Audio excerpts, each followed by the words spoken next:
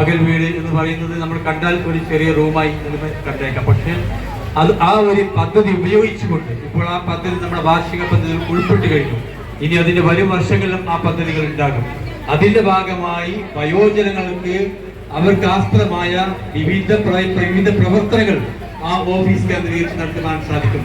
വലിയൊരു മുറ്റവും ഇവിടെ ഉണ്ട് എന്നുള്ളത് കൊണ്ട് തന്നെ അവർക്ക് ആവശ്യമായ മെഡിക്കൽ ക്യാമ്പുകൾ, അവർക്ക് ആവശ്യമായ കലാപരിപാടികൾ, അവർക്ക് ആവശ്യമായ സൗഹൃദ കൂട്ടായ്മകൾ, അങ്ങനെ വിവിധങ്ങളായ പരിപാടികൾ ഈ പകൽ വീട് കേന്ദ്രീകരിച്ച് നടത്തുവാൻ സാധിക്കും എന്നുള്ളതാണ് ഈ പരിപാടിയുടെ ഈ പദ്ധതിയുടെ ഏറ്റവും വലിയ പ്രത്യേകത എന്ന് ഇവിടെ സൂചിപ്പിക്കുകയാണ്. ആ പകൽ വീട് നോക്കി നടത്തുന്നതിന് വേണ്ടി നഗരസഭ വേതനം നൽകിക്കൊണ്ട് കെയർ ടേക്കറെയും നിയമിച്ചിട്ടുണ്ട്. രാവിലെ 10 മണി മുതൽ 5 മണി വരെ കെയർ ടേക്കറുടെ സേവനം നമ്മുടെ പകൽ വീടിൽ ഉണ്ടാകും. ഇനി വയോമിത്ര ക്ലിനിക്ക് ഇവിടെ പ്രവർത്തിക്കുന്നുണ്ട്.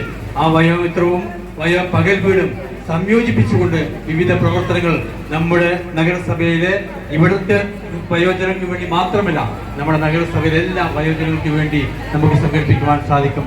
വരും കാലങ്ങളിൽ ഈ ഒരു പകൽ വീട് മാത്രമല്ല, കൂടുതൽ പകൽ വീടുകൾ സമ്മാനിച്ചുകൊണ്ട് വയോജനങ്ങൾ ഒറ്റപ്പെട്ടു പോവേണ്ടവരില്ല. അവർ ഈ സമൂഹത്തിന്റെ ഭാഗമാണ്. അവർക്കും വേണം ഉല്ലാസവും, അവർക്കും വേണം വിനോദവും, അവർക്കും വേണം മറ്റു പ്രവർത്തനങ്ങളും എന്നുള്ള നിലയിൽ നഗരസഭ മുന്നോട്ട് പോവുകയാണ്. ആ പദ്ധതിക്കൊപ്പം തന്നെ ഏറ്റവും മനോഹരമായ ജീവകാരുണ്യ പ്രവർത്തനത്തിന്റെ നഗരസഭയുടെ വലിയ മുഖമാണ് ഇന്ന് ഇവിടെ അവതരിപ്പിക്കുവാൻ പോകുന്നത്. ബഹുമാന്യനായ MP ഇവിടെ ഉദ്ഘാടനം ചെയ്യാൻ പോകുന്ന ബഡ്സ് സ്കൂൾ ഈ നഗരസഭയുടെ ഒരു ചിരകാല സ്വപ്നമാണ്. ഇവിടെ ഇരിക്കുന്ന നമ്മുടെ രക്ഷിതാക്കൾ കൊണ്ടുവന്നിട്ടുള്ള കുട്ടികളെ നമുക്കറിയാം. അവർ വീടിന്റെ അകത്തളങ്ങളിൽ കഴിയുന്ന കുട്ടികളാണ്. അവർ ഇനി നാളെ മുതൽ ഈ സ്കൂളിലാണ് അവരുടെ പകൽ കഴിയുവാൻ പോകുന്നത്. അവർക്ക് ആവശ്യമായ വിവിധ ഉപകരണങ്ങൾ ഇവിടെയുണ്ട്. അവരുടെ മാനസിക അതുപോലെ തന്നെ അവരുടെ ശാരീരിക ക്ഷമത വർദ്ധിപ്പിക്കുന്നതിന് ആവശ്യമായ ലക്ഷക്കണക്കിന് രൂപയുടെ സാധന സാമഗ്രികൾ നമ്മുടെ ഈ സ്കൂളിൽ ഒരുക്കിയിട്ടുണ്ട്. അവർക്ക് മനോഹരമായിരിക്കും. അവർക്കിവിടെ ടീച്ചറുണ്ട്, അവർക്കിവിടെ ആയുണ്ട്. അതിനാവശ്യമായ ഫണ്ടുകളൊക്കെ തന്നെ നഗരസഭ വാർഷിക പദ്ധതിയിൽ ഉൾപ്പെടുത്തി നീക്കിവെച്ച് അതിന്റെ ഒരു ഫുൾ സ്റ്റോപ്പ് എന്നുള്ള രീതിയിൽ ഇന്ന് നമുക്ക് ഇവിടെ എത്തിപ്പെടുവാൻ സാധിച്ചിരിക്കുന്നു.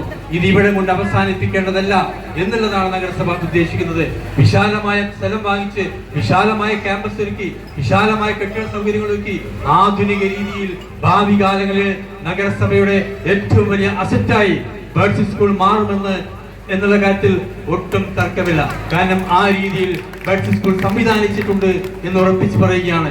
ഈ ബഡ്സ് സ്കൂൾ ആരംഭിക്കുന്നതുമായി ബന്ധപ്പെട്ട് രക്ഷിതാക്കളുമായി നിരന്തരം ഞങ്ങൾ ബന്ധപ്പെട്ടിരുന്നു. 52ഓളം അപേക്ഷകൾ ഇതിനായി ലഭിച്ചിട്ടുണ്ട്. 52 കുട്ടികൾ ഇവിടേക്ക് പ്രവേശനം ലഭിച്ചിട്ടുണ്ട്. ആ രക്ഷിതാക്കൾക്കൊക്കെ തന്നെ വലിയ സന്തോഷം. അവർ നഗരസഭയിൽ വന്ന് പറഞ്ഞത് ഞങ്ങൾ ഏറെ കാലമായി ഇത് ആഗ്രഹിക്കുന്ന ഒന്നായിരുന്നത്. ആ കുട്ടികളെ ഇവിടെ മനോഹരമായി എത്തിക്കുന്നതിന് വേണ്ടിയുള്ള പ്രവർത്തനങ്ങളിൽ രക്ഷിതാക്കളും അതോടൊപ്പം തന്നെ നഗരസഭയും വ്യാപൃതമായപ്പോൾ നമ്മുടെ കുട്ടികൾക്ക് ഇന്ന് സന്തോഷമാണ്. അവർ ഇവിടെ വന്ന് പാട്ടുപാടുകയുണ്ടായി. അവർ പറഞ്ഞു ഞങ്ങൾക്ക് വലിയ സന്തോഷമുണ്ടെന്ന്. ആ സന്തോഷമാണ് നഗരസഭ കാണുന്നതും അവരുടെ സന്തോഷമാണ് നഗരസഭ യാഥാർത്ഥ്യമാക്കുന്നതും. ഞാൻ വാക്കുകൾ ദീർഘിപ്പിക്കുന്നില്ല. ഇങ്ങനെ ജീവകാരുടെ പ്രവർത്തനങ്ങളെ കൂടി റോഡും തോടും പാലവും മാത്രമല്ല നമ്മളിൽ നിന്ന് ഏറെ പ്രയാസപ്പെട്ട് ജീവിത പ്രതിസന്ധി നേരിടുന്ന നമ്മുടെ വിവിധ കാരണങ്ങളാൽ അവരുടെ ഭിന്നശേഷിക്കാരായി മാറിയ അവരെ നമ്മൾ ചേർത്ത് പിടിക്കുകയാണ് നഗരസഭ. അതിനാവശ്യമായ ഫണ്ട് എത്രയാവട്ടെ അത് നീക്കിവെക്കുവാൻ നഗരസഭ തയ്യാറാണ് എന്ന് കൂടി ഈ വേളയിൽ പ്രഖ്യാപിക്കുകയാണ്. കാരണം ഇവരെ സംരക്ഷിക്കാതെ നമ്മൾ മറ്റാരെ സംരക്ഷിച്ചിട്ടും കാര്യമില്ല. ഇവരെയും ചേർത്ത് പിടിക്കുക, വയോജനങ്ങളെ ചേർത്ത് പിടിക്കുക. അങ്ങനെ ഒരു വയോജന സൗഹൃദ നഗരമായി, ഒരു ഭിന്നശേഷി സൗഹൃദ നഗരമായി നമ്മുടെ തിരുവനങ്ങാടി നഗരസഭയെ മാറ്റുകയാണ്.